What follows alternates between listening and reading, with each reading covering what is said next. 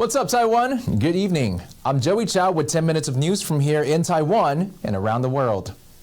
Taiwan has outperformed most economies around the world since the pandemic began, but now rising COVID-19 cases and war-induced inflation are weighing on people's minds and their pockets. James Chater surveys the scene. Taiwan's economy grew 3.06% in the first quarter of this year, surpassing most experts' predictions. Technology exports continue to buoy figures, but growth in the first 3 months of 2022 was the slowest since the pandemic began, and rising domestic COVID cases are dampening prospects. Some of the pressure that we see here is really about the consumption side. One of the reasons that we are seeing that is probably because of the potential COVID outbreak that we are seeing right now, and also a decline in government spending and private spending.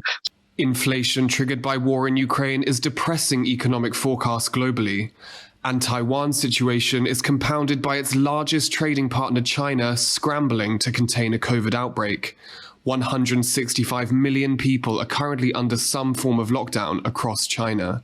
Experts say Taiwan is not immune from economic contagion. The COVID situation in China will also be quite important because that can have a direct impact on the supply chain linked to many export or different products that are probably taken orders by Taiwanese firms and produced in China and probably export to the US or EU. Over the past 2 years, Taiwan's economy has withstood pandemic pressures well, with high demand for semiconductors shielding it from economic decline.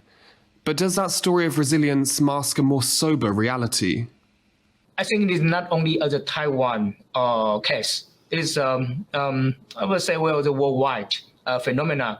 Well, I'm afraid we might have a so-called lost generation during the COVID-19 pandemic. Breaking down unemployment figures reveals where that economic pain is really being felt. Unemployment in Taiwan across the board stands at 3.6%.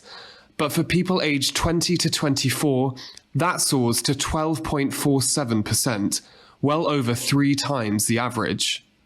The Taiwan government, they should really pay attention to the life chance and also the labor market chance of this generation. But for now, despite evident headwinds, the overall picture appears promising. I think the general sentiment is that the growth rate cannot be as fast as last year. However, things are still quite stable given what we are seeing right now. Daily COVID cases in Taiwan have now risen beyond 10,000 for the first time, and the government warns that that's set to increase. Navigating this new environment will be a true test of Taiwan's economic resilience. Chris Marr and James Chater for TaiwanPlus. Taiwan's policy of capital punishment has come under the spotlight this week after a convicted murderer was given a death sentence. The topic has been in the news recently after 2 controversial stories concerning the death sentence came out of Singapore this week. Ryan Ho-Kilpatrick reports. A trial of one of Taiwan's most grisly crimes has drawn to a close, with the man behind the Taichung plastic drum murders sentenced to death. Taiwan's continued use of capital punishment is a paradox to the image of a nation which is widely regarded as a progressive leader. The Human Rights Measurement Initiative, which ranks countries based on human rights performance, says it is a rare blemish on an otherwise impressive record. Taiwan is a human rights leader in East Asia in many areas. It has among the highest scores we see for several of the rights we measure.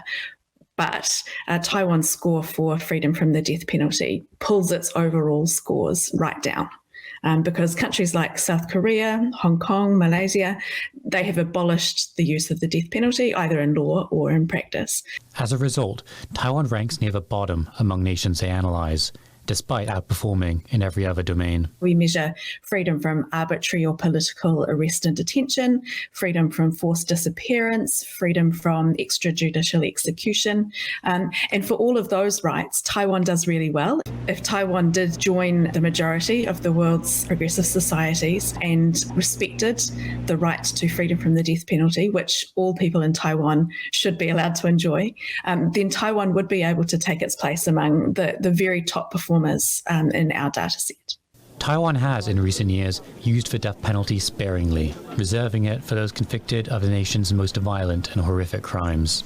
Under the current government, only 2 prisoners have been executed. This is why, on the HRMI index, Taiwan still ranks well above the United States or Saudi Arabia.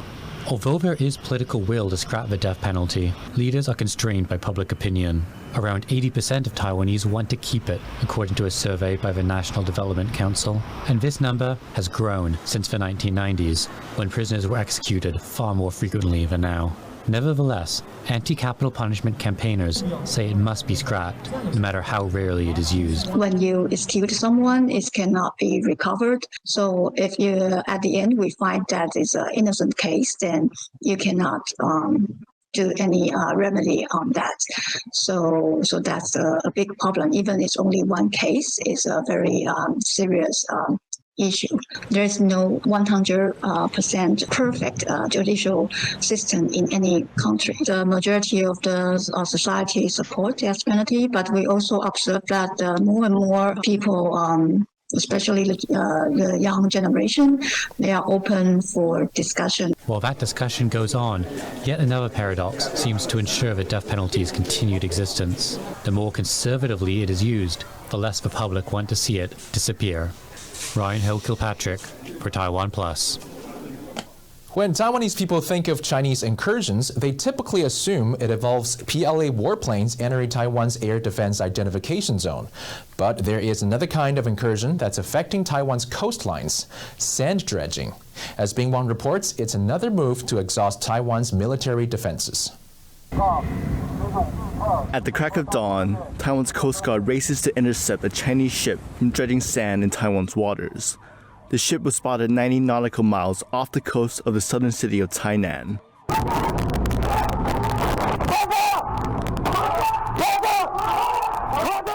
The Coast Guard seen here boarded the Chinese ship and took its crew into custody. 该抽查船既有10名船员，载沙量约300吨。经请示桥头地检署检察官后，盗采海沙全数回填台湾滩海域。 Here, the Chinese ship was made to return sand it had dredged back into Taiwan's coast.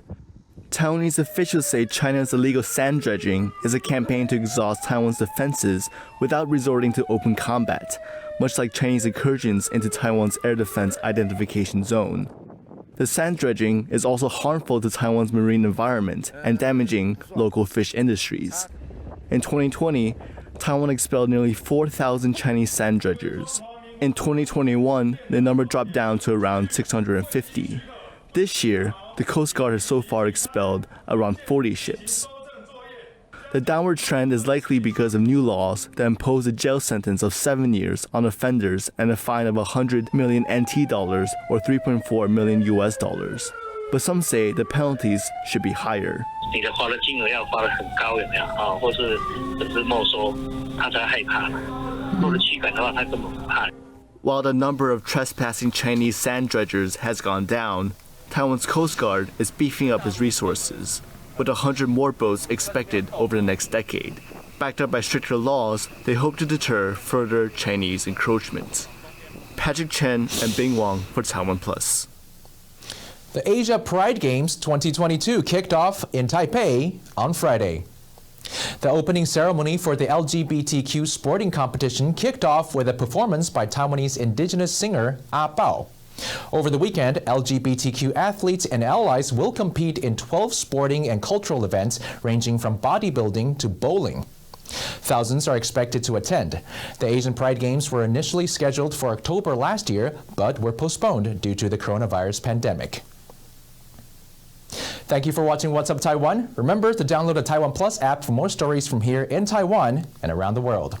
Finally today, we'll leave you with images of 4 Argentinian cyclists riding 10,500 kilometers from South Africa to Qatar to attend the World Cup and show support for their country. I've been Joey Chou, and I'll catch you on the flip side.